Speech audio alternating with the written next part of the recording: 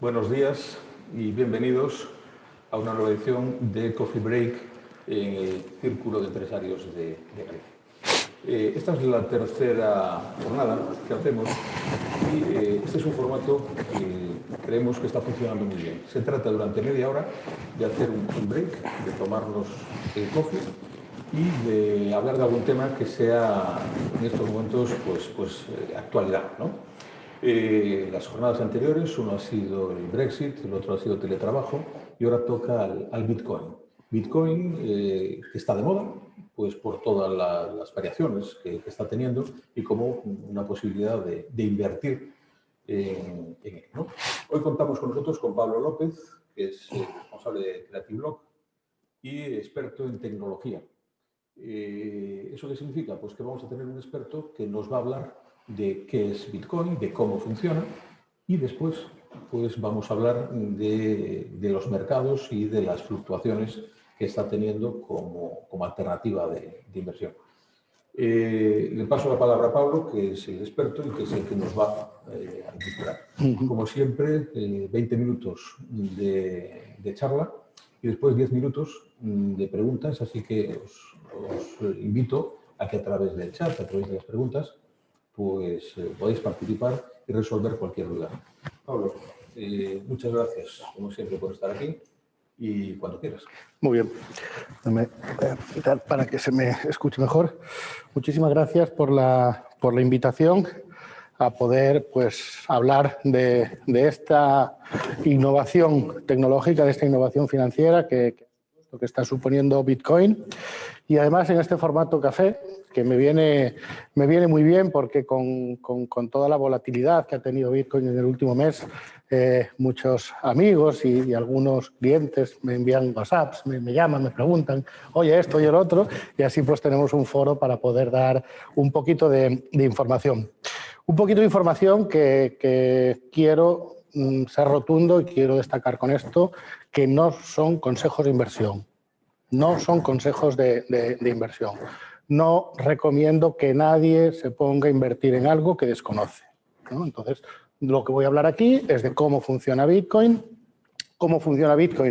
en este caso como un activo con el que se está utilizando como activo de inversión, por qué ahora está teniendo tanto furor o por qué ahora se ha vuelto a hablar tanto de esto y poder dar algunas ideas o algunas claves de cómo se va a desarrollar esto en el futuro. Y hablaremos de Bitcoin, hablaremos de otras criptomonedas y hablaremos de todo lo que es esta innovación financiera que supone el término que tenemos de finanzas descentralizadas. Bitcoin como proyecto, como protocolo tecnológico, surge a partir del año 2008, 2009, a raíz de una serie de personas que provienen del ámbito de la seguridad informática, de la criptografía, y que venían investigando en cómo hacer una representación de lo que es el dinero, ¿no? en un formato digital que permitiese circular libremente, ¿no? Que al ser un activo digital, pues pudiésemos tener la facilidad de poder estar moviéndolo entre nosotros sin mayor complejidad. Hablar de dinero digital no es nada nuevo. Ya es algo que en los mercados ya venimos desde hace muchos años utilizando anotaciones contables digitales que tienen su representación en dinero de manera fluida. Quizás la innovación que en este caso supuso Bitcoin fue el que se pudiesen realizar esa transmisión, ¿no? Es decir, el paper en el cual se basa todo esto nos habla de un medio de pago electrónico peer-to-peer, de parte a parte, ¿no? Y a partir de ahí facilitar el acceso a lo que es al movimiento del dinero. El mecanismo de funcionamiento de Bitcoin tiene una parte de entender de algoritmo y de matemáticas, ¿no? Que es, al final, Bitcoin lo que nos viene a decir es que si yo quiero hacerle una transferencia a alguien y quiero certificar y quiero dar validez a esa transferencia, eso tengo que dejarlo registrado de una manera criptográfica que verifique que en ese momento yo soy la persona que tiene esos fondos y esa persona que los va a recibir es la destinataria de esos fondos. ese algoritmo matemático, esa criptografía que guarda esa información, es la que genera el Bitcoin como moneda. Y esta es una de las primeras confusiones que tenemos, ¿no? Es decir, Bitcoin es un sistema de pagos, medio de pagos, una herramienta de política monetaria. Eso es Bitcoin, y luego está Bitcoin, lo que es la criptomoneda, ¿no? Bitcoin, la criptomoneda, que es la criptomoneda que surge cuando esos algoritmos se cruzan y esos algoritmos se desenvuelven. En su forma de definición, esa moneda se crea o se otorga a aquel o aquella entidad o aquella máquina o aquellos mineros que han resuelto el algoritmo, con lo cual reciben ese incentivo, y con ese incentivo pues estos señores pues empiezan a acumular y a tener los primeros bitcoins y a generar los primeros bitcoins. ¿Qué es lo que ocurrió? Pues lo que ocurrió es que a medida que se empezaron a realizar más complejas las operaciones matemáticas para poder realizar esa criptografía, los equipos para resolver esas operaciones matemáticas se volvieron más complejos. Al volverse más complejos, se necesitaba una mayor capacidad de inversión para poder acceder a esos equipos. Para poder comprar esos equipos, en un momento en el que no todo el mundo aceptaba Bitcoin, como es ahora, que no todo el mundo acepta Bitcoin, es cuando Bitcoin se empieza a cambiar por moneda fiat, por euros, por dólares, y ahí es donde empieza a montarse el lío, ¿no? ¿Por qué? Porque de repente tienes un activo financiero que surge de la nada y que tiene un valor en una moneda regulada, en una moneda real. Entonces, a partir de ahí se empieza a disparar esa volatilidad, ¿no? Porque empiezan a entrar en juego ya no solo un grupo de matemáticos, un grupo de mineros que generan las monedas y que las intercambian entre sí por servicios, sino que empezamos a hablar que hay unas casas de cambio que se llaman exchange, donde cualquier persona puede acceder a comprar una moneda, ¿no? En su definición, Bitcoin está definido como un sistema en el cual hay un número limitado de monedas, pero de repente empieza a haber intercambio de esa moneda por otros valores, por dólares, por euros. Entonces, en el momento que empieza a haber ese intercambio, empezamos a hablar de oferta y de demanda. El propio algoritmo de generación de Bitcoin, a medida que avanza en tiempo, va introduciendo menos monedas en el mercado, con lo cual hay un momento en el cual la demanda empieza a superar a la oferta. Y ahí empiezan a aparecer pues, todas estas fluctuaciones que estamos viviendo ahora en el mercado. Esto es algo que hasta el año 2014 pues, se estaba gestionando y bueno, pues eran una serie de personas que lo tenían ahí bastante controlado. A partir del 2015 surge Ethereum. Ethereum es una tecnología que lo que permite es hacer programaciones sobre ese dinero, inicialmente Bitcoin, y representado a través de su propia moneda, que es el Ether. Y es la otra gran moneda o la otra gran criptomoneda que tenemos en el mercado.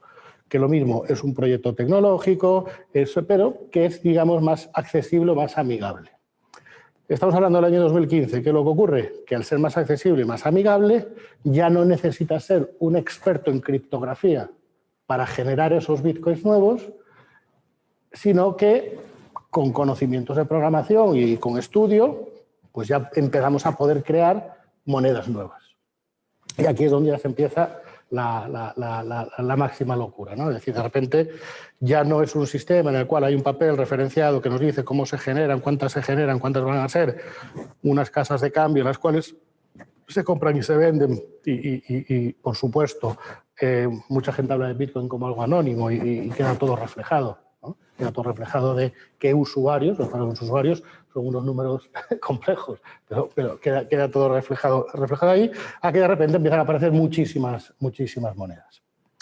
En el momento que empiezan a aparecer muchísimas monedas, que inicialmente esas monedas se emitían para capturar inversión, para poder desarrollar tu proyecto tecnológico, de repente se ve que esas monedas tú las emites a un valor de $0,05 y de repente, como a la gente le gusta estar en esa nueva onda y con estas nuevas monedas, de repente en 15 días se te dispara a $200.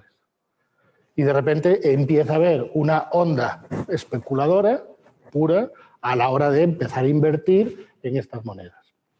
Todas atraídas por ese crecimiento sostenido que sigue teniendo Bitcoin en el tiempo y que ya viene definido en un papel el cómo va a ser y hasta dónde va a llegar.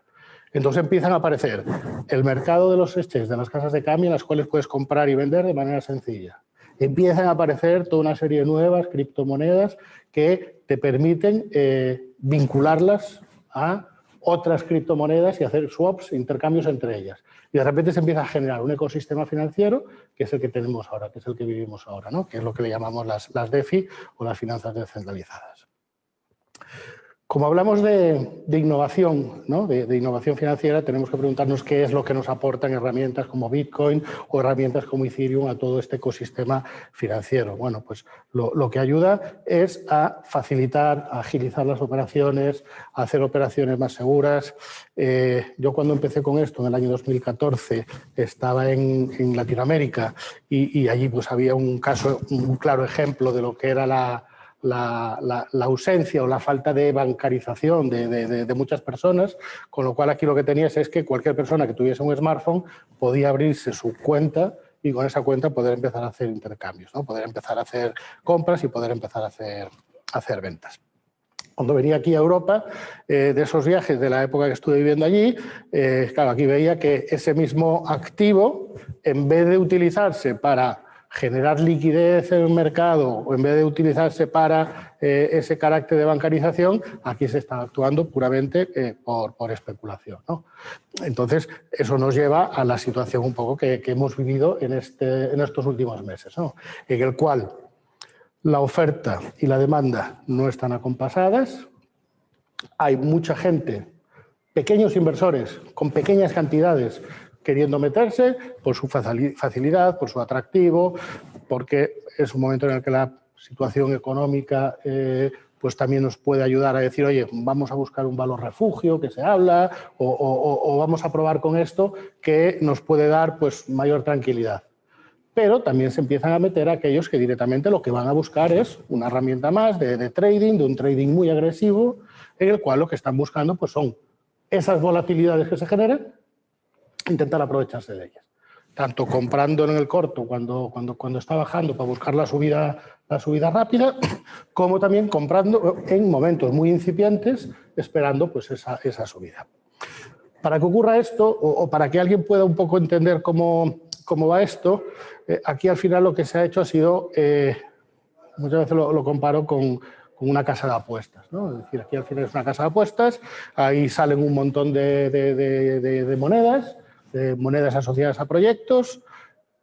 La mayoría de la gente que invierte no se para a leer ni siquiera en qué consisten los proyectos y lo que les hace gracia o lo que les gusta es pues subir, bajar, meto ahora, saco ahora, pongo esta cantidad y como alguien me ha dicho que va a ocurrir algo y me da confianza, pues pongo ese dinero ahí. Entonces, bueno, en ese sistema, en ese momento de mercados, nos ponemos en diciembre del 2020. Bueno, primero, como toda la economía, ¿no? Porque al final ya son 10 años de Bitcoin y esto lo que nos lleva también es a identificar que ya hay correlaciones entre Bitcoin con lo que ocurre en la economía global, ¿no? Y obviamente en el mes de marzo bajó la economía y cayó todo. De hecho, llegamos a pensar que todo esto ya se había acabado, el Bitcoin. Pero resistió. Y no solo resistió, sino que el hecho de resistir le dio confianza a esos inversores y a mediados del 2020 surgieron dos fenómenos interesantes a tener en cuenta. Dejando ya lo matemático aparte, lo que empezamos a visualizar es Bitcoin empieza a ser atractivo para inversor institucional, es decir, grandes corporaciones empiezan a ver, oye, que igual en estos momentos que se está emitiendo tanta deuda desde los bancos centrales, los países, una inflación, concho, si este sistema tiene una cantidad limitada de dinero, quizás sea deflacionario. Con lo cual, ¿por qué no ponemos parte de nuestros depósitos? Ya no hablamos de inversión, de inversión como tal, sino de nuestros depósitos. Y de repente nos empezamos a encontrar con macroentidades como son MicroStrategy, BlackRock, que empiezan a depositar fondos de sus propios activos en Bitcoin. Y eso empieza a generar, bueno, pues un efecto llamada, ¿no? En estas empresas tecnológicas, como en cualquier empresa, si ves a tu vecino hacer algo, dices, uy, si lo hace él, a ver si yo me quedo fuera, ¿no? Es lo que le llamamos aquí en esto el FOMO, ¿no? El Fear of Moving Out. Y empezamos a ver también cómo en esa parte que le llamamos el DeFi, el DeFi, empiezan a surgir muchos tokens, muchas monedas asociadas a nuevos productos financieros, ¿no? Y el hecho de que se esté generando un mercado bastante interesante en el cual tú puedes hacer tus propias operaciones financieras, puedes obtener liquidez, bueno, pues atrajo a mucha gente y sobre todo atrajo a programadores. Entonces, de repente, esto se convirtió pues, en una locura, ¿no? Aquellos antiguos, vamos a llamarle técnicos que diseñaban productos financieros, de repente ahora son chavales de 20 años, de no sé dónde, que los tíos pues, te generan ahí un smart contract para un producto financiero y hay gente que está poniendo dinero ahí. Y vivimos un verano muy loco con todos esos tokens. En septiembre, octubre se tranquiliza un poquito más la cosa y en noviembre, diciembre, pues bueno, pues ese efecto de los inversores institucionales acompañado de que los bancos centrales empiezan a hablar ya más en serio de lo que sería una moneda digital o una digital currency del Banco Central. Empieza a hablar también que la regulación dice, oye, vamos a dejar de pelearnos y vamos a tratar de encontrar nuestro hueco. Vosotros no podéis ir por libre, nosotros tampoco podemos prohibiros hacer esto porque al final la economía está pidiendo este cambio y hoy en día podemos estar hablando de que las posturas se están acercando mucho y podemos estar hablando de poder empezar a desarrollar ya proyectos casi sin tener la sensación de que lo tienes que hacer en clandestino, ¿no? De hecho, ahora mismo en estos momentos tenemos abierta una llamada para presentar proyectos a un concepto que se llama Sandbox FinTech, Sandbox financiero, en el cual pues, se da cabida a que, oye, muéstranos tu proyecto, dime con quién lo quieres probar, dime con quién lo quieres hacer. Ojo, pon también una póliza de seguro o un aval que certifique que sois capaces de hacer esto y vamos a hacerlo con nuestra complicidad. Vamos a verlo con esta complicidad. Entonces, aquí estamos viendo los factores que han determinado que esta fiebre del Bitcoin en el mes de enero, bueno, pues la noche de Reyes, el regalo de Reyes de algunos, pues no fue lo que te pusieron debajo del barco, del árbol, ¿no? Es decir, si en el mes de noviembre estabas comprando un Bitcoin a $20.000, de repente el 7-8 de enero se pone a $42.000, $43.000. Y aquellos que llevan desde el 2014, 2015, que los tienen ahí, que los utilizan, que tal, de repente dicen, ostras, ¿qué está pasando aquí? ¿No? Y bueno, pues ha sido un hecho, ¿no? Y de repente, pues bueno, tuvimos ahí esa serie de mediática, en prensa, televisión, radio, el Bitcoin, hablan de sus cosas, normalmente se habla de sus cosas donde no aporta valor, pero también se empieza a ver que dices, oye, es que tal empresa reconoce abiertamente que tiene Bitcoin, oye, es que tal empresa reconoce públicamente que ha invertido en empresas de Bitcoin. Oye, es que tal empresa reconoce que opera con tal y tiene parte de sus fondos apalancados en, y de repente la regulación, y de repente pues dices, oye, pues parece que esto ya va en serio. Pero oye, a día de hoy está 23.000. Es decir, aquí estás con unas variaciones que de repente, pues bueno, te acuestas con $10.000 más y te levantas al día siguiente con 10.000 menos. Y no de los 10.000 que habías ganado, sino que has perdido solo 10.000 y otros 10.000. Entonces, es una volatilidad muy grande que está afectada ahora mismo por esa situación o ese desajuste de oferta-demanda. Está afectado también porque hay grandes tenedores de Bitcoin que los mueven y de criptomoneda que las mueven, y con eso afectan e influyen en el mercado. Es decir, ahora mismo, aunque los puristas queramos seguir fijándonos en la tecnología y en el proyecto y el valor de la tecnología, ahora mismo nos estamos rigiendo ya por unas normas de mercado, ¿no? unas normas claras de mercado, en el cual una compañía pueda empezar a acumular bitcoins, pues eso puede ya afectar. Y como la recompensa inicial que se daba por acá, el cálculo de aquellos algoritmos y demás, esa recompensa ya no compensa tanto, la gente prefiere meterse en mercados y empezar a especular con ello, ¿no? Por eso el gran riesgo que supone el meterse con Bitcoin como activo de inversión. Si te gusta la tecnología y quieres estar con la tecnología y quieres probarlo y quieres crear productos financieros y quieres intercambiar y quieres crear esos mercados, es una herramienta perfecta.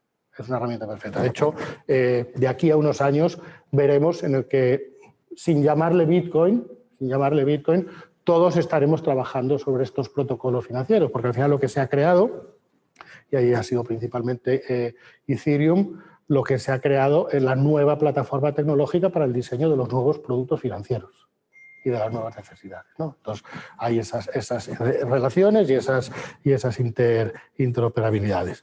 Pero insisto, mucho cuidado porque no es la primera persona que se emociona viendo algo, que alguien le ha dicho que, mete ahí un dinero y de repente cuando se da cuenta el dinero ya no está. Y no solo ya no está, sino que en el momento que cambias otra vez de Bitcoin a euro, hay que tributar. Hay que pagar impuestos. Tú has tenido unos rendimientos de capital, hay que pagar impuestos. Y mucha gente, cuando se mete en esto, es como, qué bien, hago dinero. No. Aquí vamos por el libro. Y si vamos por el libro, tú puedes tener una actividad profesional asociada con criptomonedas, tú puedes tener unas inversiones en criptomonedas que si te generan rendimientos a 31 del 12 a fin de año, que es la fecha de cierre, tú tienes que declararlas por ese valor. Con la alta volatilidad que tiene esto, fue lo que ocurrió en el 2017, y en el 2017 fue al contrario que ahora. En el 2017 subió durante noviembre y diciembre muchísimo, cerró el año con ese precio y en enero cayó en picado. La gente se quedó con el cambio valor inferior a cuando había entrado, pero declarando a fecha de 31 del 12. Y muchos se llevaron una sorpresa desagradable. Entonces, mucho sentidiño cuando vendemos esto. Aquí hay que juntarse con un tecnólogo, con un fiscalista y sobre todo, que eso sí que es el único consejo de inversión que me puedo permitir dar, solo invierte aquello que no te importaría perder. Es decir, al final en estos mercados o lo tienes muy claro y estás muy bien asesorado o si no, bueno, pues empieza a jugar con unas cantidades así. Muy bien, Pablo, la verdad es que ha sido muy ilustrativo y me ha gustado mucho. Ahora vienen las dudas o las preguntas que nos van haciendo tanto en directo desde el chat como algunas de las que ya tenemos. Alguno preguntaba qué es Ethereum. Ethereum, sí. Ethereum es una plataforma para desarrollo de tecnología blockchain. Surge en el año 2014, fue la primera presentación, y en el 2015, digamos, que vino a la luz. Ethereum es, vamos a hacer comparaciones odiosas, pero que así la gente lo pueda ver muy, muy claro. Así como vamos a decir, como todos podemos estar familiarizados con lo que pueda ser un SAP, ¿no? Y un SAP te permite crear diferentes aplicaciones y funcionalidades. Ethereum es esa capa de tecnología sobre la cual se pueden realizar lo que llamamos los smart contracts, ¿no? Los smart contracts, ¿qué son? Bueno, pues son órdenes condicionadas a un programa informático en el cual tú puedes ir proponiendo diferentes acciones y que sucedan de manera correcta. Y para que eso funcione, tiene también su parte de criptografía, que genera esos algoritmos, que hay que calcularlos y que genera esa propia moneda que es el Ether. Además de tener esa facilidad para poder desarrollar esos smart contracts, tiene la facilidad también para que algunos de esos smart contracts representen nuevos tokens, nuevas monedas, ¿no? Con lo cual es la plataforma, ahora ya estamos viendo otras, pero es la plataforma sobre la que se generan prácticamente el 90% del resto de las criptomonedas. Bien, Marcelino Otero nos hace una pregunta, bueno, una reflexión, y la conclusión es, o por lo menos lo que yo interpreto de su pregunta, la especulación peligrosa, muy peligrosa. Es muy peligrosa. O podríamos llegar a ver que el Bitcoin vuelva otra vez a valer el valor por el que empezó. Sí, es una de las posibilidades que tenemos encima de la mesa. Bueno, empezó en cero. 5 céntimos, ¿no? Empezó en cero. Los primeros años estuvo moviendo en torno a los 10, pronto subió a los 100 y en el año 2014, 2015, si no recuerdo mal, antes está 450.000. Cuando ya superó esa barrera de 1.000 ya fue cuando empezó a subir. ¿Podría llegar a darse? Sí. Y de hecho, es una de las posibles o uno de los posibles escenarios. Ahora mismo estamos en un escenario en el cual muchos analistas dicen que cerraremos el año con un Bitcoin por 100.000. Esa es la siguiente pregunta que tenéis. Esa es la siguiente que tenéis. Nos hace también otra persona, dice, ¿podrá llegar a 100.000? Puede llegar, sí. Es que ahora mismo estamos en una situación en la cual puede llegar a 100.000 porque se están dando las situaciones en el mercado, hay liquidez en el mercado, real inflación, utilización como valor refugio, grandes inversores metidos, y esa misma situación lo que puede permitir es que, al haber grandes inversores corporativos, la acumulación de Bitcoin quede reflejada ahí, con lo cual no haya oferta nueva de Bitcoin. Oferta nueva de Bitcoin, recordemos que es o bien por esos cálculos matemáticos que se hagan que ahora el incentivo es muy bajo, o bien por esa acumulación que deciden pues, jugar con el precio del mercado. Y otra pregunta es, bueno, si realmente en el origen es que no existe una regulación nada más que la inicialmente fijada, el mercado, un mercado que no tenga ningún tipo de regulación, también es peligroso. Qué duda cabe. Por eso hay gente que utiliza Bitcoin para cosas malas. Bien, pero está claro. Es decir, al final, hasta los más anarquistas reconocemos que en algún momento tiene que haber algún tipo de organización, ¿no? Y en el caso de que alguien decida traspasar esa frontera de creamos una moneda, la dotamos de un valor, intercambiamos entre nosotros, pero ahora me voy a aprovechar de los mercados especulativos y demás, pues, oye, en el momento que sales ahí tienes que tener esa regulación, ¿no? Pero eso va contra el propio espíritu de cómo empezaron las criptomonedas. A ver, las criptomonedas surgieron como una herramienta de defensa, ¿no? Ante pues un control que se estaba haciendo sobre el mercado financiero, más que sobre el mercado financiero con las políticas monetarias, ¿no? Sobre todo, no se metía tanto con los bancos, aunque mucha gente se empeña en que Bitcoin va contra los bancos, ni mucho menos, si no, no estaríamos aquí hablando, sino que va más contra las políticas financieras en las cuales un banco central tiene la capacidad de decidir, emitir, imprimir moneda que genera una deuda soberana que luego es directamente repercutida sobre los ciudadanos. Pero si ahora acabamos o digamos la manera es que una autoridad, ya sea la que sea, en el fondo esté regulando la inversión, en cierto modo es demandar aquello para lo que se creó. Justo lo contrario, ¿no? Claro, a ver, te puedes seguir y vamos a seguir moviéndonos libres, pero sí que en el momento que tengamos que tocar con la economía real, vamos a llamarla así, separando la economía Bitcoin de la economía real, el momento que se crucen, ahí tiene que haber algún tipo de acuerdo, ¿no? En esa fricción tiene que haber algún tipo de acuerdo. Y ahí es donde tienes que entender que el momento que te salgas de aquí y quieras volver al otro lado, ahí tienes que aceptar una regulación. ¿no? Bitcoin se autorregula a sí mismo. La propia tecnología permite regular a sí mismo hasta que se hizo ese cambio al otro mundo, ¿no? Digamos que en Bitcoin tenemos, o Bitcoin está diseñado para ser o blanco o negro, ¿no? Es 1-0. Entonces, en el momento que alguien quiere pasar para el otro lado, es como, oye, aquí hay alguien que te va a pedir. En Bitcoin nadie te va a pedir explicación de por qué estás moviendo este dinero para aquí o este dinero para allá. Pero en el momento que lo quieres cambiar a euros, alguien te va a pedir cuentas.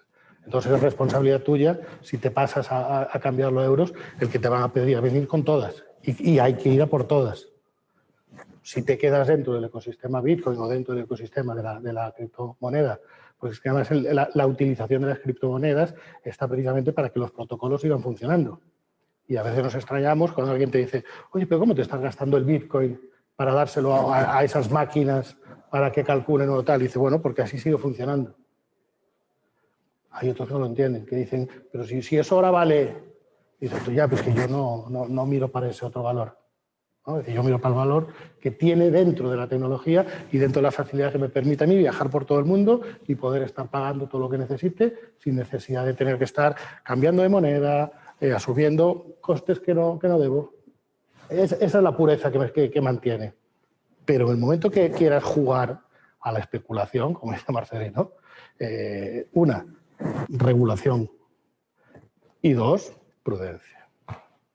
Bueno, muchas gracias, Pablo. Gracias también a las preguntas, a David, a Cristina, a Marcelino, a David, que han colaborado con sus preguntas. Y la verdad es que me ha parecido muy interesante y me quedo con una reflexión, que cuidadín y que prudencia por encima de todo. Totalmente. Bueno, muchas gracias, Pablo. Y nada más, gracias al Círculo. En nombre de la banca, la verdad es que creo que ha sido una jornada muy interesante y muy productiva.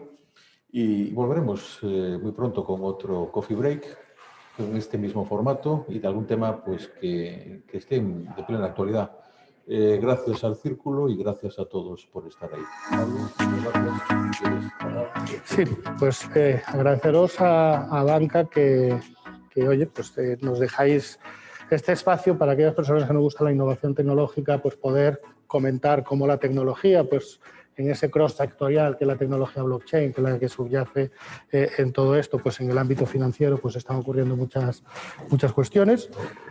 Ahora mismo pues hay esa oportunidad abierta para en relación con los actores ya existentes. Esto no se trata de ir por libre, sino que podamos intercambiar experiencias y crear proyectos nuevos.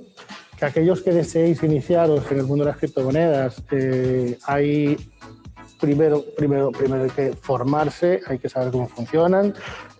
Podéis ir a múltiples plataformas que hay. Aquí sí que os puedo recomendar una que se llama Bitcoin, de Álvaro, que tiene unos contenidos muy sencillitos. Si queréis subir el nivel, os podéis ir a un Bit2Me, que ya pues empezamos a ver cuestiones más concretas, más complejas, Tutelus, por supuesto. Hay proyectos que ya están funcionando, entonces primero fórmate, mira a ver cómo funciona, empieza con una cantidad muy pequeñita de esas que no te importe perder, como si son 50, como si son 100 euros, juega, mira a ver cómo funciona, pero sobre todo entiéndelo. Y aquellos que se dedican al trading y a la pura especulación, pues bueno, que Hacienda os salude amigablemente a todos, a los que jugáis con toda esa inversión y que los que se dedican a eso pues son los que están rompiendo un poco el espíritu ese inicial de Bitcoin y de las criptomonedas. Gracias, Pablo, y gracias a todos.